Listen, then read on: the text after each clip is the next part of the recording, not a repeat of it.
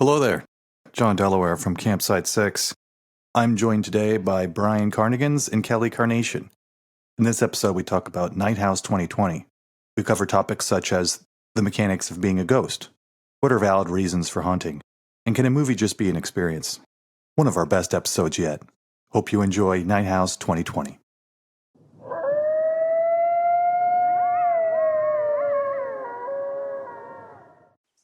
John? Brian, hello. How are you doing? I'm well. How are you? Having a fantastic day. Really? That's great. Well, something's about to make it even better. What's that? Kelly. She's back. Hi. Well, hello there. It's me. I'm back. How's it going? Doing okay, yeah. Nice dewy morning Yeah, on the grass here. the dew. Well, I actually spent the last night in this random house that I saw in the middle of the woods. I don't know if you guys have seen it. I might have seen one or two such houses. Yeah, it was weird. I kept hearing some weird noises coming from the floorboards, but, what are you going to do? Probably nothing. Yeah, it's that or sleep outside. That does remind me, though, of a movie that I recently saw. And here's review number one. This film is admittedly better at building tension than it is at resolving it. The third act has a supernatural twist that doesn't fully hang together. The fuzzy plotting is balanced by the main actress's brilliantly controlled performance as the caustic, skeptical Beth, whose grief has pushed her to the knife edge of sanity. Jesus. Yeah. Second review says similar sentiment. In trying to make the film be about something, it goes from clumsily obvious to frustratingly opaque, and our investment starts to wither. The entertainingly chin-stroking drip-drip reveal of information starts to pool into a spillage, and it's one that the director isn't able to effectively clean up. The specifics of what's really going on are far sillier than the film would have you believe. I love that. Yeah. Getting closer? Here's the third one. Okay, go ahead. This movie is a very impressive mood generator. The kind of movie that wants you to be unsettled from very nearly its first frame all the way through its final one, and it mostly gets the job done.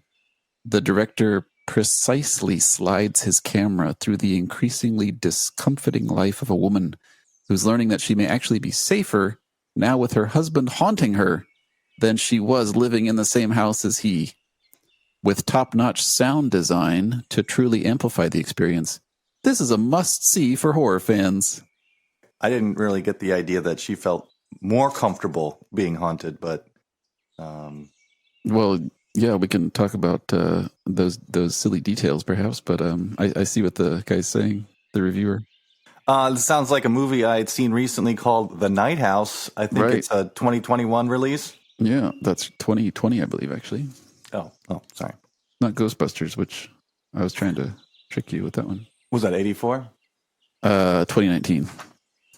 Oh, and I meant Ghostbusters. No, didn't they do a remake? It feels older than that. Yeah. It's just shot in a certain way. I think we should start with the summary, the plot summary, and you're much better at that than I am. Oh, really? Well, maybe Kellen can do it, just to mix it up. I would, but for this movie, I didn't really understand what was happening. So I think take it away, Brian. All right, you're both just don't know what's going on, do you? No, not at all. So we have some characters. Beth is a teacher, and it's the end of the school year, and she's cleaning up in her classroom, and we discover that her husband a couple days ago committed suicide. They have a lovely house out on the lake, which was designed by the husband named Owen. Right. And this is my show, John. Keep it down. Oh, And, okay, sorry. Owen is an architect, apparently. And he designed the house, built the house, and they have just moved into the house. So lots of future happiness, potentially. They seem relatively young. Owen, no outward signs of depression, went out in a rowboat on the lake and shot himself. And that's where the movie sort of picks up. Mm-hmm. Eventually, we discover that Owen had some secrets.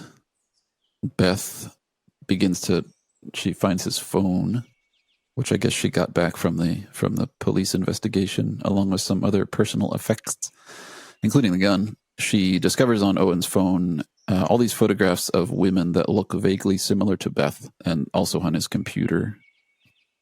And she spends her evenings drinking and sort of processing her feelings for her recently deceased husband, watches home videos, and so on. Eventually, things start to go bump in the night. Doors opening and closing loudly. When she's downstairs, she hears footsteps upstairs. The stereo system in the main room blasts what seems to have been the couple's favorite song very loudly at random times in the night. So basically, she's being haunted. It turns out that we you think it's Owen haunting her. That doesn't turn out to be true necessarily. And then the line between dreams and realities blurs pretty often. But basically, there's this mirrored house across the lake, which is not fully built. And Owen, his secret is that he used to lure these Beth-like women out to that second house and presumably make love to them and then murder them, have sex with them and then murder them. That's Owen's dark secret, and presumably that's why he killed himself, to hide the shame or to escape punishment or something like that. But that's not really what happened at all. Do either of you know what his real reason for killing himself was? I thought the reason why he killed himself was because if he killed himself, then he would interrupt the connection between Beth and himself. Oh, no, but interrupt the connection between himself and this other outwardly being. I thought that he was basically trying to trick this demon just over and over again, and it didn't really stop. So he just killed himself to basically save her. Maybe we should talk a little more about this demon. Yeah. Do you have more detail on this demon? Do you have demon detail? I do have demon detail.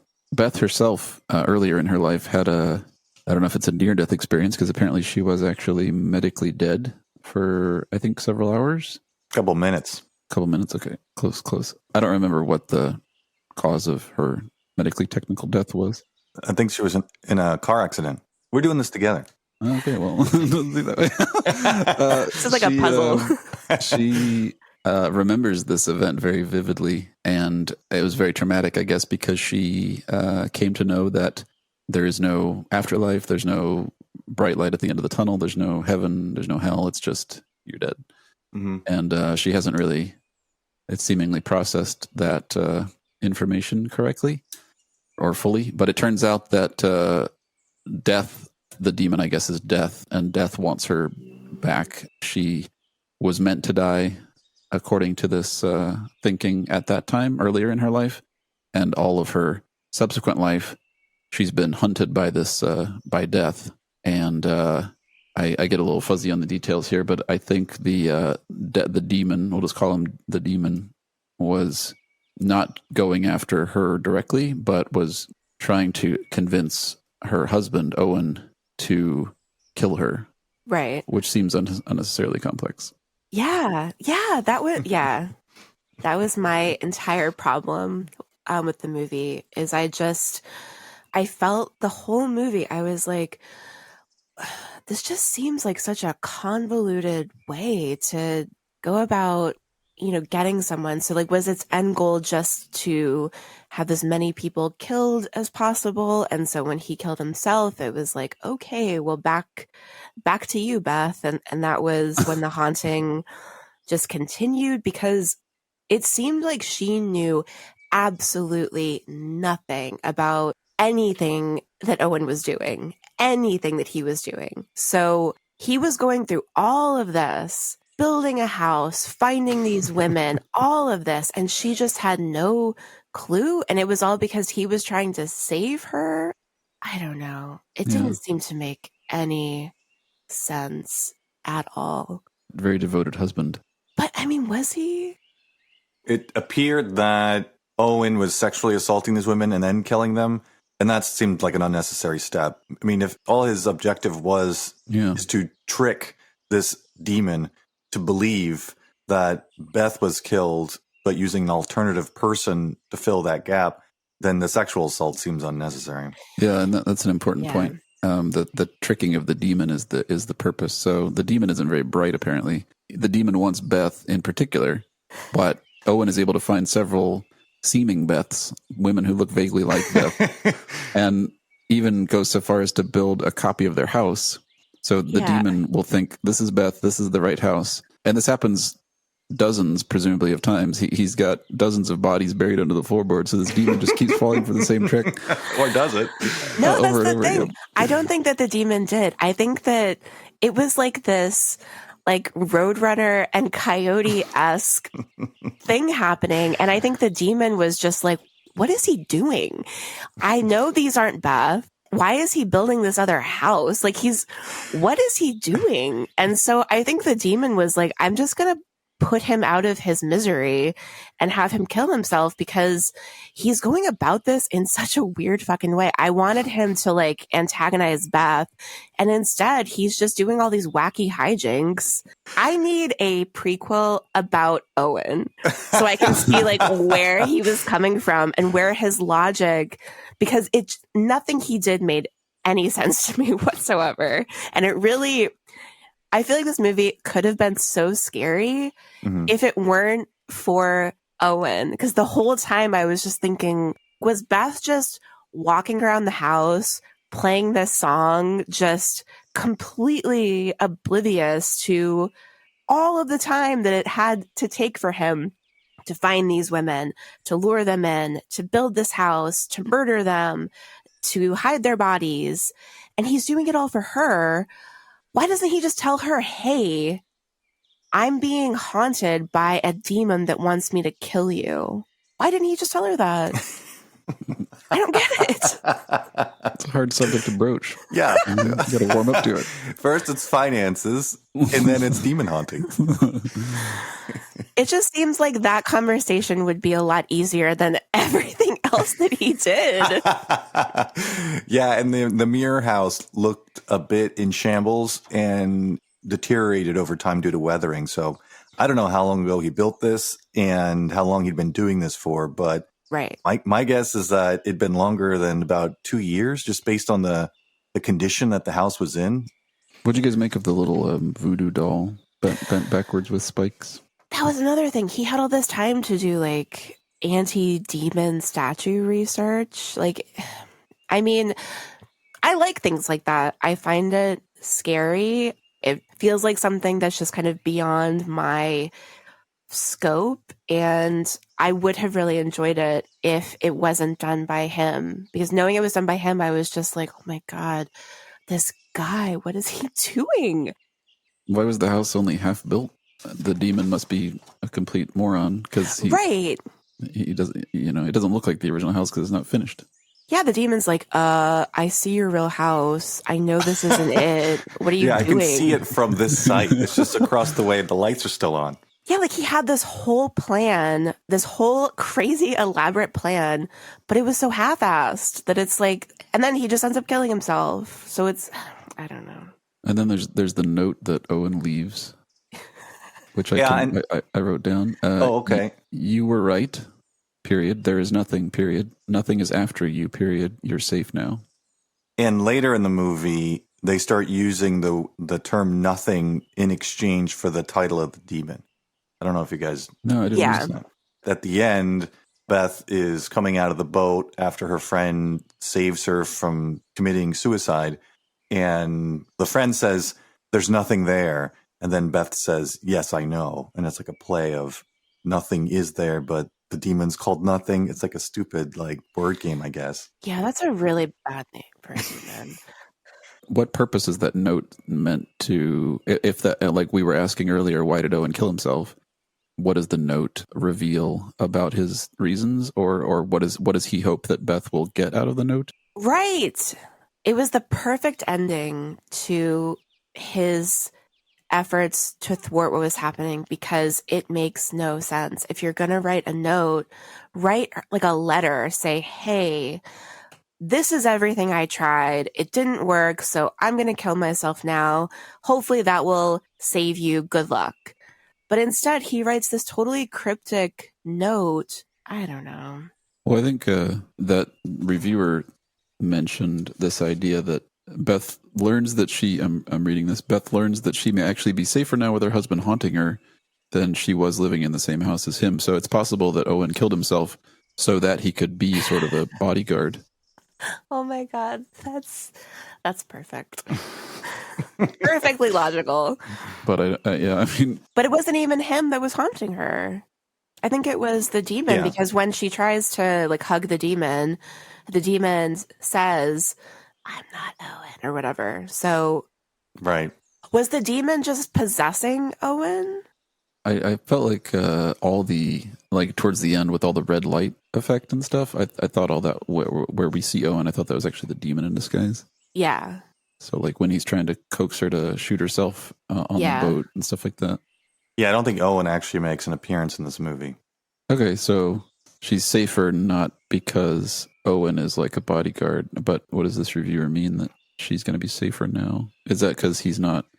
I mean, it's objectively better that he's dead because he's not murdering more women to fool this dumb demon. So that's an improvement.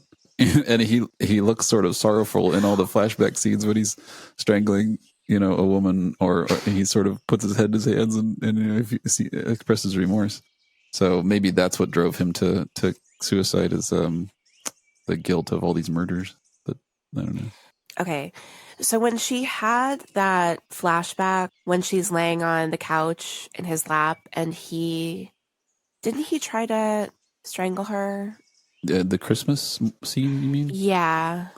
Yeah, I think so. I don't remember exactly. Yeah, So her head was on his lap. Yeah, so maybe it's just that, he was very driven to kill her.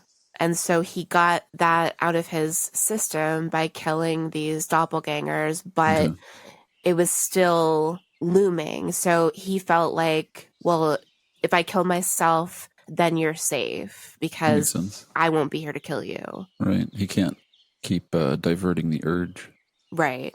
And with the suicide note, when Beth died for the 4 minutes, she came back and said that there was no afterlife. So she came back with this very nihilistic view of there's nothing after you die, there's nothing there. And so the suicide note and this play of the demon named Nothing is sort of a transaction of, yeah, nothing's there, and then nothing becomes something, essentially.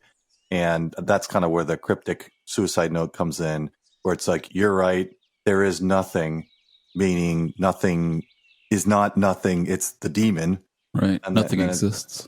Yeah. He's out there. Yeah, you got to look out for nothing. But yeah, nothing being an actual thing. Well, he should have said like in parentheses, put nothing is a demon. Yeah, some scare quotes would have made this note very much more clear. And then what does "you're safe now" mean? Because Owen must have thought that the only avenue through which nothing could kill Beth was himself. So the suicide, in Owen's thinking, closes that door, and he closes the note with "you're safe now." But that doesn't turn out to be true because the demon is now able to haunt Beth directly. Right. Or like, what if she got remarried? It probably would have haunted him too. So this accident introduced the demon named Nothing, and the demon named Nothing had been following around Beth for a long time. And for whatever reason, the only vector in which Nothing could try and bring Beth back to death is through her husband, of all things, and he then just tried to kill doppelgangers as a form of trickery. That's basically the movie. Yeah. Then I'm in agreement with the reviewer that the first 2/3.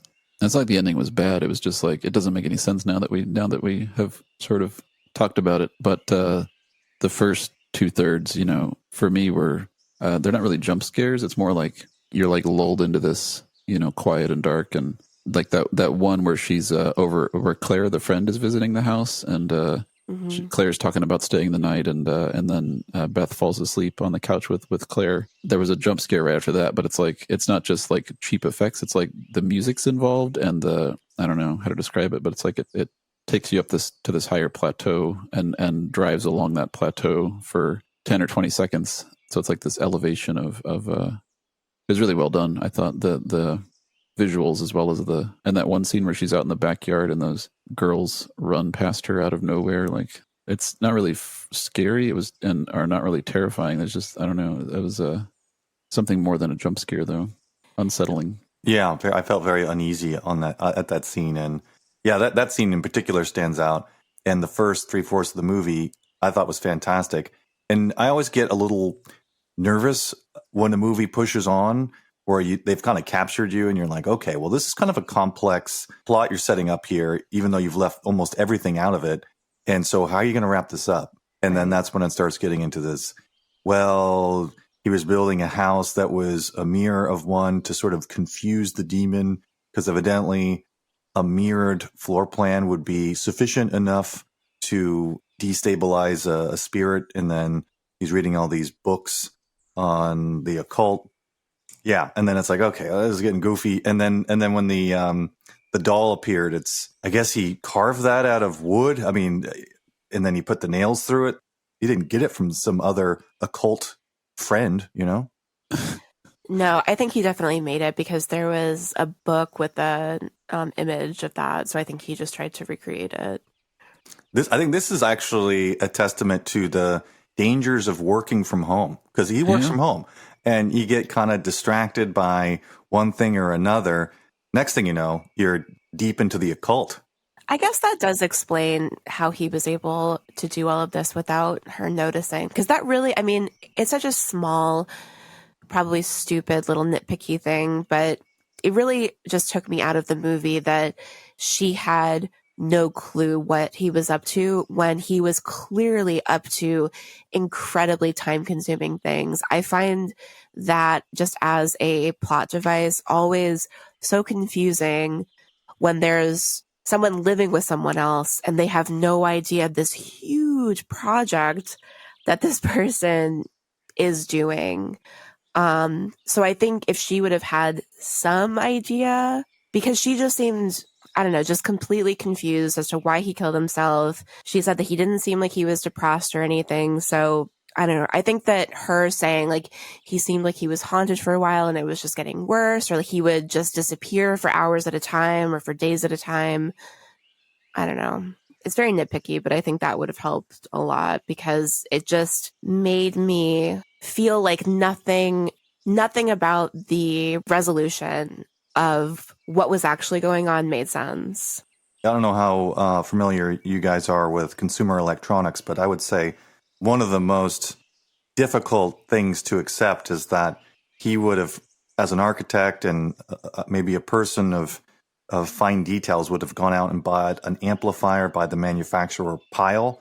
That's notoriously known as like one of the worst amplifier manufacturers. I had trouble getting past that. Yeah, this movie just, these plot holes are just unfillable. Also, not going 100 miles or something to Utica to buy his occult books at some secondhand bookstore. Like, why don't you just order them on Amazon?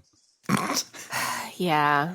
And then the bookstore girl, I mean, he had these whole relationships with people. She's like, yeah, he would come in sometimes. And when was he doing all of this? I don't know. You said earlier, Kelly, that Owen is sort of the problem with this movie, and I agree with you. It's like the initial assumption that the audience makes that his secret is all these extramarital affairs. I didn't feel like the pictures of the different women who look like Beth didn't feel that way to me. It wasn't like this guy's a sleaze or he's got a long history of adultery that she's discovering. It was more, there was something scarier or creepier about all these photos. It was like he was trying to, I don't know, like the fact that he was a sleaze having extramarital affairs isn't really scary. Yeah, and then the driving, something about driving 100 miles to a used bookstore also creates a vibe of just unsettling weirdness, like weird behavior. Right. And then the lady in the bookstore herself was kind of odd looking and talked in a creepy way. And I don't know. There's an incongruence between like what Beth must assume in her mind is that I had a sleazeball husband. That goes in one direction, which doesn't go towards the suicide or the demonic stuff. So it's like Beth is operating under different assumptions than the audience is, having different feelings than the audience is somehow. If I were to like plot doctor this movie, I feel like I would have just not had the duplicate house, had these women buried under the floorboards in her own house, and she's just kind of discovering that. I think that would have taken care of a lot of the, how did he have time to build this other whole house? And this, neighbor that they had, I mean, nobody ever saw the house. So how is that even possible if this neighbor is walking in the woods, all the time? So I think the movie just tried to do too much to make you either wonder, what the big reveal will be, or it just should have been a much tighter sequence of events for Owen's haunting. I wanted to highlight a couple positives. Many reviews that I read praised the acting of Beth. I don't remember her actual name. Rebecca Hall. And I agreed. Like her, the scenes where she had to emote, where she had to show emotion, I thought were quite good. But I thought the dialogue, like the actual script of the movie, was pretty bad. Like that scene where all the teachers are out at the bar was just painfully scripted, I thought. So sort of a positive and a negative. And then the other positive was just the way the demon showed up in the house, sort of towards the end, where it was like the camera work and the way that the demon was like shaped out of normal household objects and then sort of stood out more vividly from that background shaping. I thought that was really cool. With the bar scene, I agree with you to a point.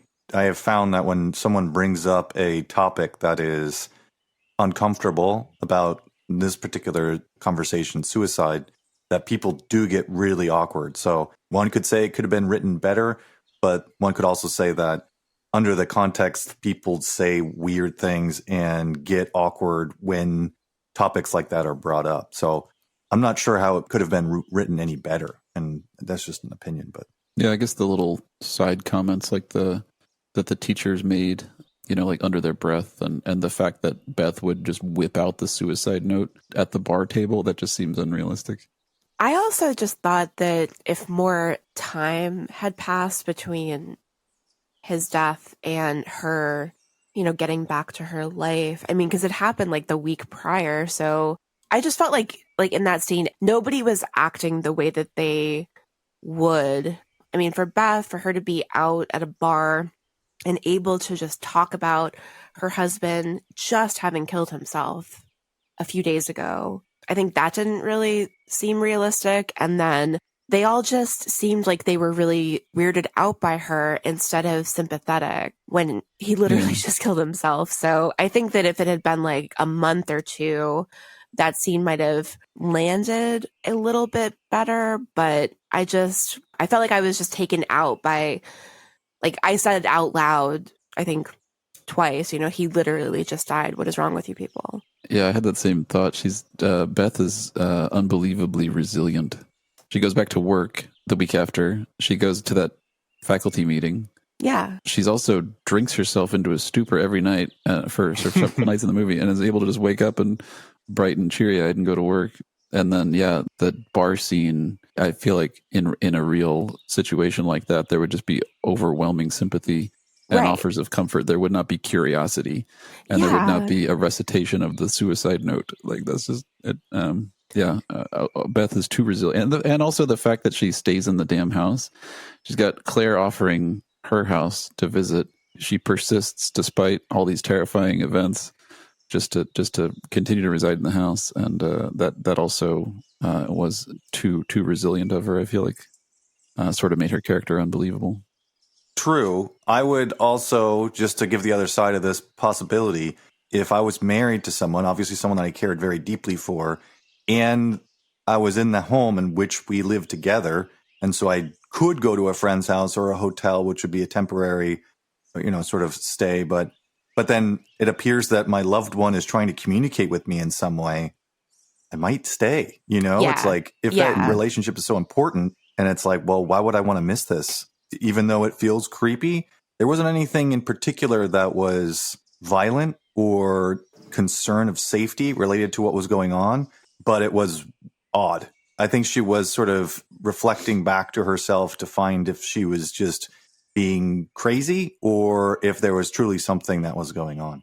And with ghosts, what is the accepted way of communicating with ghosts? So I don't know if you guys have seen the movie Ghost with Patrick Swayze, but in that movie, you have Whoopi Goldberg, who has this trait, and this trait allows her to communicate with Patrick Swayze. And so he's in the room, he's yelling, he's trying to get people's attention, and only Whoopi Goldberg can hear him. I think they should have added that to this movie. Just only Whoopi Goldberg can. She's like, "You're in danger, girl." And in this movie, actually, I couldn't quite tell how much of the presentation of the ghost would be objectively seen by others, or if it was only something Beth could engage in. And so let's just call that the Whoopi Goldberg experience, where it's, she has a trait that's maybe Beth has a trait and she's being able to see her husband on the lake. But if the neighbor was in the house looking out the window, would he see the dead husband on the lake? Not sure.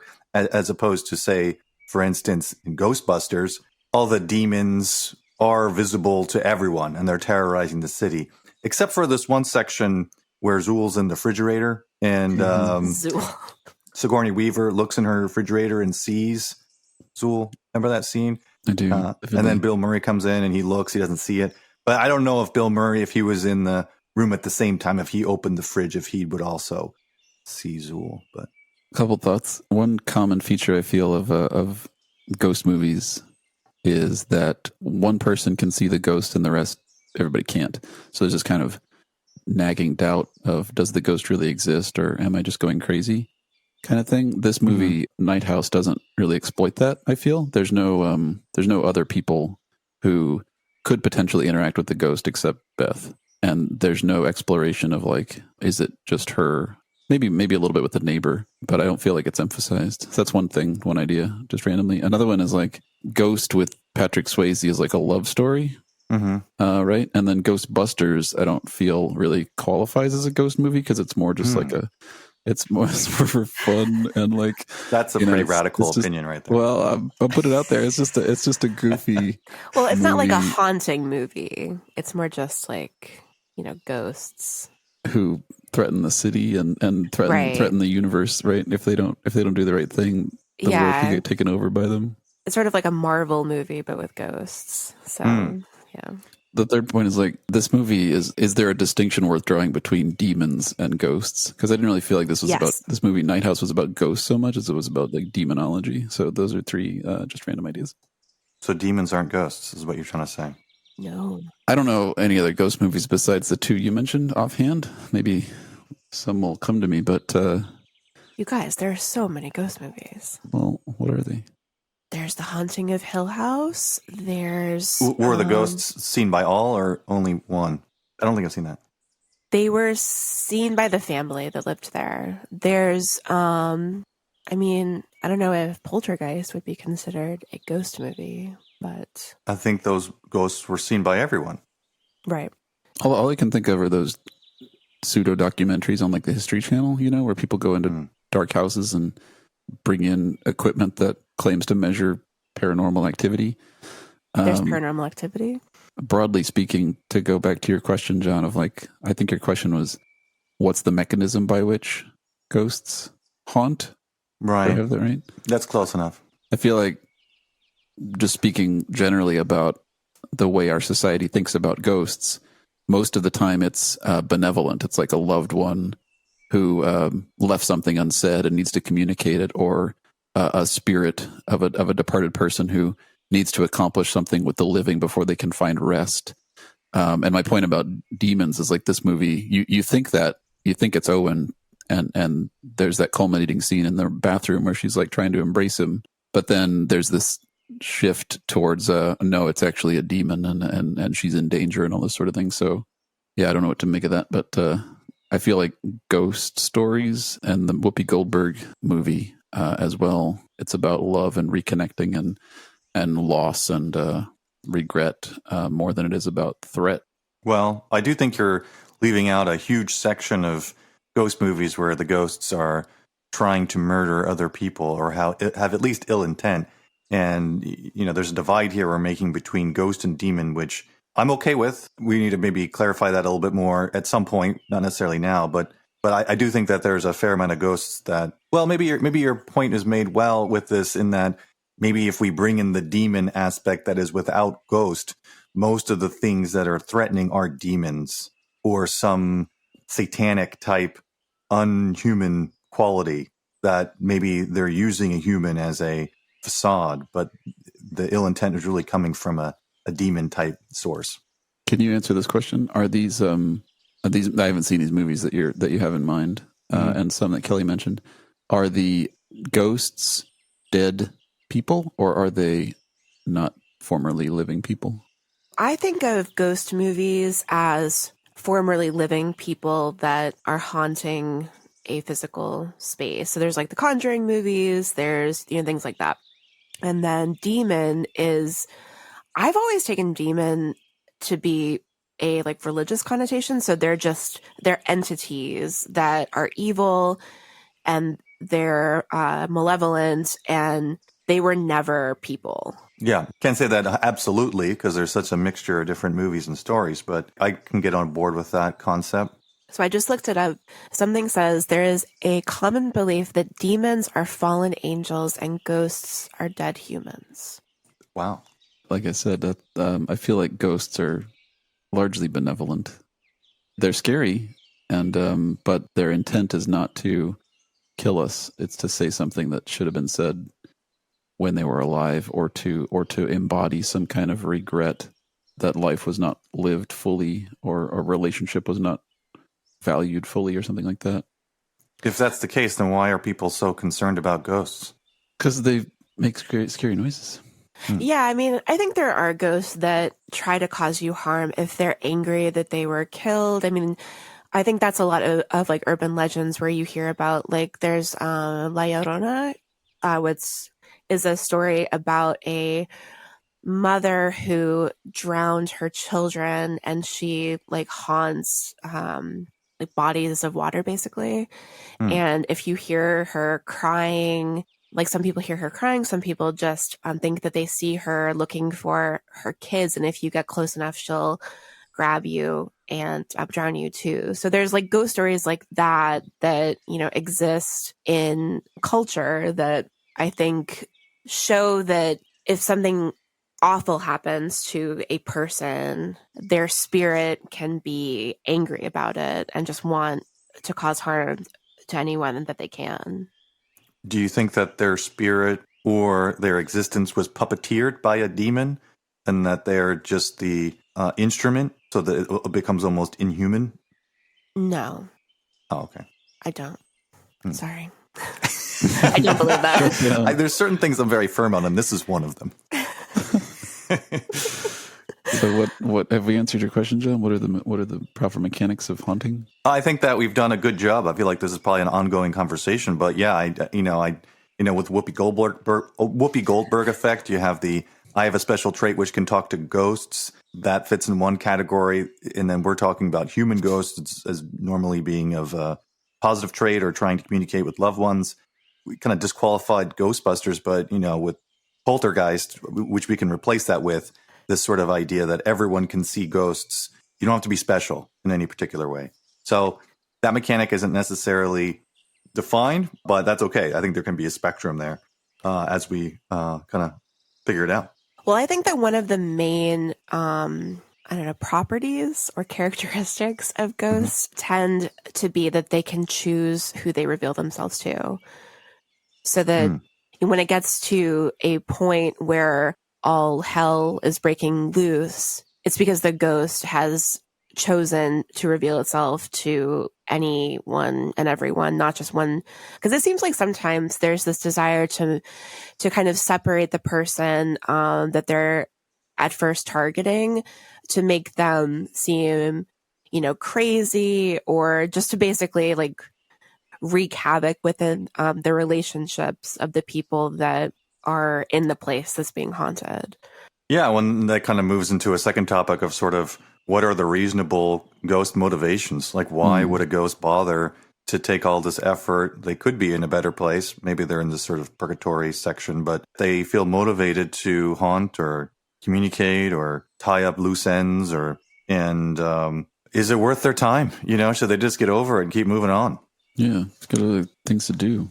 I feel like this builds on some point I made earlier that there's an element of like unfinished business with other people, love that was not fully expressed, or appreciation that was not fully expressed, or also something. So there's like unfinished emotional business that the ghost has to wrap up before they can go wherever ghosts go. There's also the social idea of haunted places, like a haunted house, or I don't know, maybe that's different from what I said earlier, but some event happened in a particular place, like I'm thinking of like a mental ward or something. That's terrible things happened. I feel like there's movies about that. So maybe the ghosts in those situations serve as warnings, or I don't know. Here's a little detail here that I'm going to put more context into the movie we just saw, is that maybe combining these ideas, Owen has a Whoopi Goldberg trait, or has a vulnerability, let's say, where this demon has been following around Beth for all this time and says, oh, he has this trait, this property. And then the demon is then puppeteering Owen to kill all these women. And then that builds a kind of Ghostbusters 2 type experience where you have this concentration of dead souls. And then through that, the nothing demon can come through and manifest itself more concretely to Beth. And that's his intention. All that's is unwritten. I'm just inserting it, but there could be space for it. I'm just imagining the end with Owen being like, no, Owen, only Zool. I feel like this movie would have been improved with a little more Whoopi Goldberg. Beth, you in danger, girl. Yeah, I mean, I think it just points to the demon being frustrated because Beth is apparently completely oblivious to it. It doesn't make sense that I know I keep saying this, but she died when she was a kid. So there's this huge time gap between that and this demon deciding to like make Owen's life miserable secretly. So Beth still had no clue. So she had no idea she was being haunted by this demon that had these like Final Destination-esque plans for her. And then it later in her life, it decides to, I guess, like wake up and use Owen as this conduit. But then that fails, sort of, unless the demon was just like, I mean, yeah, whatever, keep on killing women, whatever you want to do, as long as someone's dying. I don't know. I think that this script is a good, like, first draft that should have been edited. And I mean, I think, it's a different story, but it could have been, I think, a better story if it were just, thinking that someone and then it turns out that they're a serial killer and they're trying to hide it from you because they really do love you, or they really don't want to harm you, even though they want to. And so she feels like she's being haunted by what she at first thinks is a comforting ghost of her husband, but then realizes that he was evil. I think that could have been a scary story. It's just the whole demon aspect, I think, adds this layer that, and the whole nothing thing. I mean, so was she just confused when she thought she saw nothing, but the nothing was this, like a black hole demon? I just don't understand. I'll just leave it at that. There's a somewhere in the movie where there's a suggestion that there had been a series of debate between Owen and Beth about the nature of the afterlife. Yeah. Mm-hmm. Yeah. So she had this experience when she was 17, when she was in high school. She remembers that there is no afterlife. It's just nothing. And I wrote this down. Owen wanted to think otherwise. I suppose Beth said that. Yeah. So there's no development of this at all in the movie, I don't think. But if we assume that Owen was either Christian or whatever, in some kind of believer in an afterlife. And then at the end, when he commits suicide, writes his little note before he says, "Okay, actually, I agree with you. There is no afterlife whatsoever." That doesn't gel, because there is this otherworldly demonic spirit, which is kind of only a hell, just yeah. No, I think you're misinterpreting the suicide note. So what I thought you were going towards on that was that Beth had discounted the idea that there was an afterlife, and she was so convinced as such, let's call this the Santa Claus effect, that she didn't believe in Santa Claus anymore.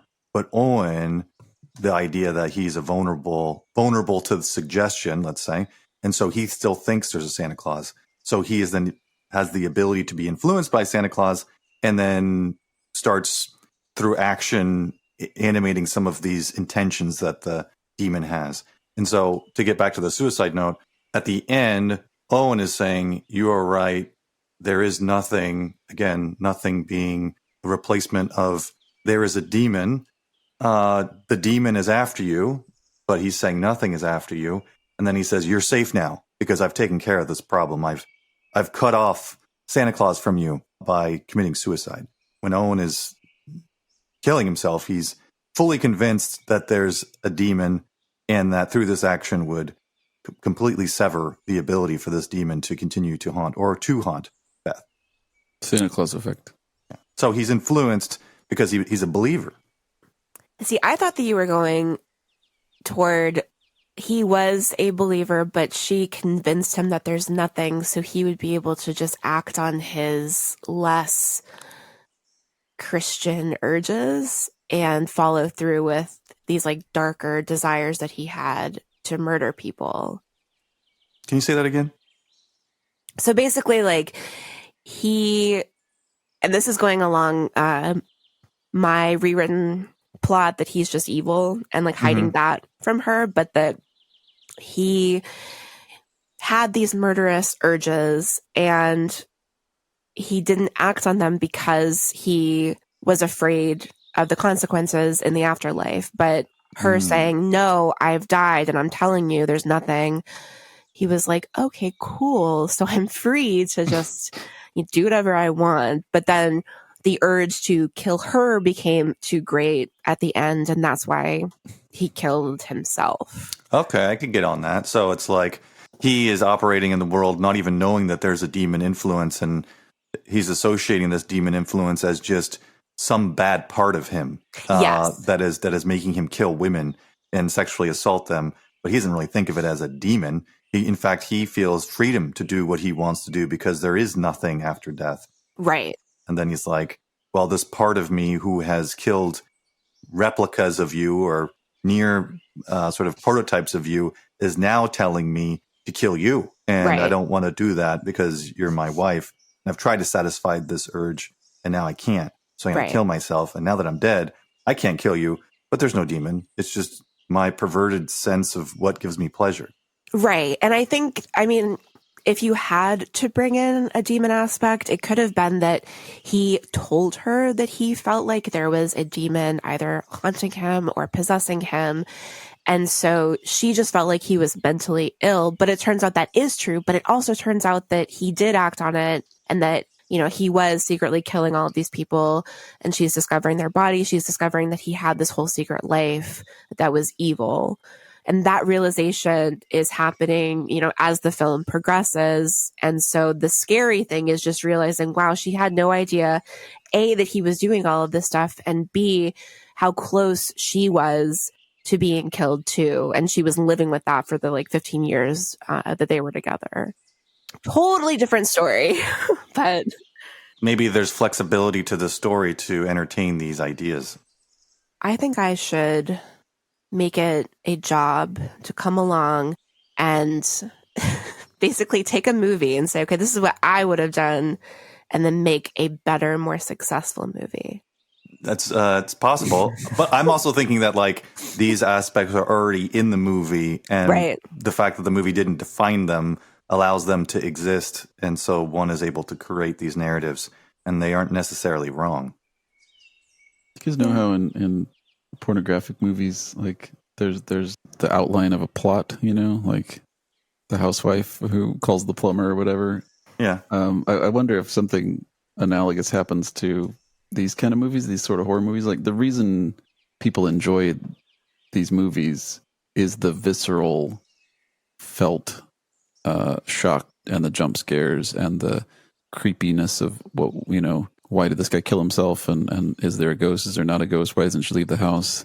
It's all these, it's this very visceral, skin tingly sensation. Do you think that the ending of this is kind of just, because nobody leaves the theater scratching their heads as hard as we're all scratching ours trying to make sense of this? There's a seeming resolution. There's a felt end, like the knots were tied, and then you go home and you're okay. It doesn't keep you up at night because there was some felt resolution, like Beth didn't kill herself and there was a reconciliation with the husband and everything's going to be fine. And there's sort of like pat answers that are given to all your initial questions, but once you leave the theater, you don't think about the movie anymore. So it's kind of like you got what you came for.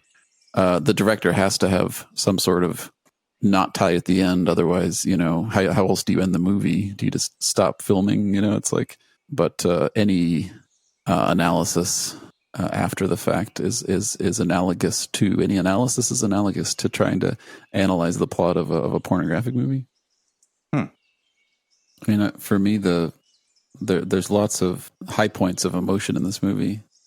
And I mean the reaction of me, the audience member, and that was very pleasurable. The shocks and the mystery and the creepiness and the otherworldly feeling of driving secretly to a town 100 miles away to go to an occult bookshop. It's just like the skin tingliness of all that. That was worth it. That was worth watching the movie. I enjoyed it. And then the emotional peak, I thought, was when she's in the bathroom and we think it's Owen writing in the fog on the mirror or whatever he wrote. Here. Here, right? And then when she embraces Owen and then the demon says, "No, Owen's not here." That's like the emotional mountaintop of the movie. Yeah. And all that's worth it, but you have to end the movie somehow is kind of my point. And there's enough tatters of clothing on this that it's able to go out in public and be seen, if I can put it that way. Like it's enough is done to end the movie. How else are you going to end the movie? You're just going to fade to black. It's like you've done what you needed to do when we got to that mirror scene. I feel like that was what I paid for. Okay, so you're basically saying that the suspense and the scares is the true, experience that the viewer wants. So the plot should be secondary to how well the scares paid off. Yeah. Yeah. I could So say it's that. just a pure experience and it doesn't have to be coherent? Like, don't think about it. Just watch it. I think there has to be enough, a plausible enough wrapping up so that you don't feel cheated. But I have to be honest, I didn't feel cheated meaning like I didn't feel like there was unfinished business with this movie when I finished watching it. I was like, oh, that was cool. I enjoyed those sensations on my skin, but pretty much. But now talking with you two and realizing how silly, I didn't really come to see how silly the demon in particular must have been to be so easily fooled by this 1/10 built house and all these dozens of not Beth sacrifices. Like now that we're talking about it all, it's like I like this movie less, and I wouldn't recommend it to anyone. But right after I watched it, I was like, oh, it's kind of fun. So it's like my point is like, why didn't I during the movie? I don't know. I just didn't think about what a doofus this demon must have been to be so gullible. It was just like, damn, that's a demon, and you have to have some kind of wrap up. Just like the lights have to come on at the end in the theater again. It's like you have to, and there's enough where it's not like an itch that you're left with. Like, oh, that didn't really end right. There's something about this ending that did enough to allow me to leave the film without question marks and with only good memories, I guess. Just to kind of wrap this up a little bit, at the very end, when Beth attempts suicide and her friend rescues her, and the friend says, "There's nothing there." Again, nothing being the friend saying there is no substance there. And then Beth replies, I know. But what she's saying is that I know nothing is there, nothing being the demon. So like at the end of the movie, it's basically saying, I'm still haunted. Beth is saying that I'm aware that nothing is still on my shoulders, and maybe the next guy I date will then go out and do these miserable things. So there's a potential sequel. I like that ending because it gives a sense of, oh, wow, this still has potential, and the movie still exists when you leave the theater. And, you know, it's kind of interesting hearing what Brian's saying is that there's an experience one has at the concluding of the movie that you were comfortable recommending to a friend, but then after thinking about it too much, let's just say too much, then you decide that no, categorically this isn't as good as a movie as I thought it was. But that friend you recommended it to, maybe at the completion of the movie, he or she leaves the theater and is content as much as you were at that point in time, and then didn't give it a second consideration. You have a mass of 60 people leaving the theater with 60 different experiences or opinions, maybe. And so I kind of like this movie because it, as we found, it lends itself to somewhat multiple interpretations. And you know, Brian is sort of saying the experience is what it provides to you in an emotional way. Plot is secondary. And then someone else, say, for instance, myself, could say, yeah, no, I like the emotional experience, but also piecing it together here at the end provides an additional intellectual experience that one couldn't have unless they discuss it. So the movie leaves the theater and carries with the person, and then they have a secondary experience later. So it's more than just the 2 hours of viewing. My argument is not that one shouldn't discuss or analyze movies after seeing them. I guess my point is that we seem to want two things. We want 2 hours of pleasure, and then we also want a story that could be written out on paper that is also compelling. And we want characters that are fully defined, and we want motives fully self-explanatory and all this sort of thing. So there's like these narrative elements that we demand alongside just the 2 hours of suspension of disbelief and not thinking about our own problems. I wonder if this movie is a good illustration of a movie only providing the first of those two, the 2 hours of pleasure. I literally being on my seat and the shocks and just I've never really, there's certain tingling sensations I had while watching this movie that were utterly unique for some reason. The movie was sort of playing you like an instrument in a way. That's how I kind of felt. Like it was bringing me up and then taking me down and then jolting me back up again. And it was very fun. Why can't that be period? The end. There's enough of a narrative structure. If the storyline is the scaffold and the movie is the house, there's enough scaffolding there that this thing stands on its own. Why do I also demand that this thing could have been a novel? Maybe that's the way to put it. Why does every movie also have to have also the potential to have been like a full novel with all these absolutely defined motives and incredibly well thought out characters? Why can't it just be sort of a quick sketch? And there's enough of a sketch there that I see the outlines and the movie stands, and we also demand this complete deep narrative structure as well that maybe just isn't there. I'm thinking what we should do is we should finish this podcast and then make a podcast about the podcast and analyze what the point of a podcast really is. That's very meta. I like it. All right, guys. Well, The Night House. What an interesting movie, right? The Night House. Mm-hmm. The Night House. Well, Kelly, it's crazy that we ran into you out here in the woods again. Yeah, it is but crazy. It was a pleasure.